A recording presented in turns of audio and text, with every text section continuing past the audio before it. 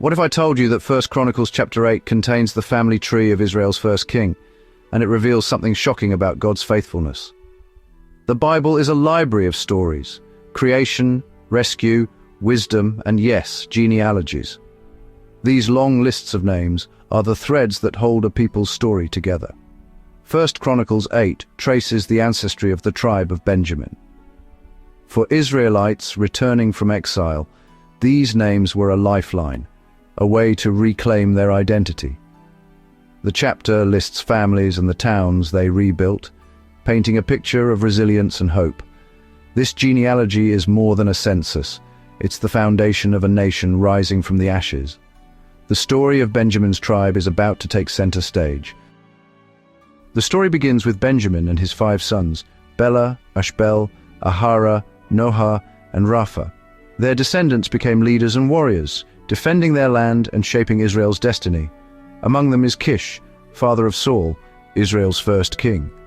The chronicler pauses, spotlighting the branch that will change Israel's history. It all begins with Kish and his son, Saul. In ancient Israel, genealogy was more than a hobby. It was the foundation of society. Your family line determined your identity, rights, and responsibilities. Lists like 1 Chronicles 8 were public records, proving who belonged where. Land ownership depended on ancestry. To claim your inheritance, you had to show your family's place in the tribe. These records were like land deeds, preventing disputes and preserving God's distribution of the land.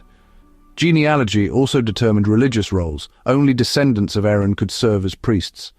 After exile, these lists ensured the right people led worship and kept traditions alive. Most importantly, genealogies were about God's promises. They traced the line from Abraham to David, showing God's faithfulness through generations. Even after disaster, the family lines remained, a sign of hope. The genealogies proved that God's plan was still unfolding. They pointed to a future Messiah, keeping hope alive for a coming king. In every name, the people saw a promise kept. The most significant figure in this genealogy is Saul, son of Kish. Saul was Israel's first king, chosen from the tribe of Benjamin. His reign began with promise, victories, leadership, and hope. But Saul's story turned tragic. Disobedience cost him the throne. His son Jonathan is remembered for his friendship with David. The genealogy traces Saul's descendants in the tribe of Benjamin. It highlights the contrast between Saul's failed line and David's enduring dynasty. Saul's story is a lesson.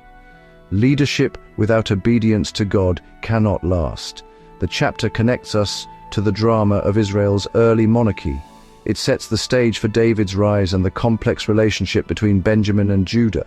Family ties and tribal loyalties shaped the nation's political struggles. By tracing Saul's line, the chronicler explains the roots of later conflicts. The story of Saul is both a warning and a turning point. It marks the end of one era and the beginning of another. The genealogy is the backdrop for Israel's greatest king. For Christians, genealogies are more than history. They point to Jesus. 1 Chronicles 8 lists Benjamin's descendants, connecting Old Testament history to Christ. The Gospels trace Jesus' ancestry, showing he is the promised Messiah. Jesus, the true king, came in humility and established an eternal kingdom. The tribe of Benjamin echoes in the New Testament through the Apostle Paul. Every name is a step on the journey to the cross and the empty tomb. Are you ready for the next chapter? Just click here to go straight to it.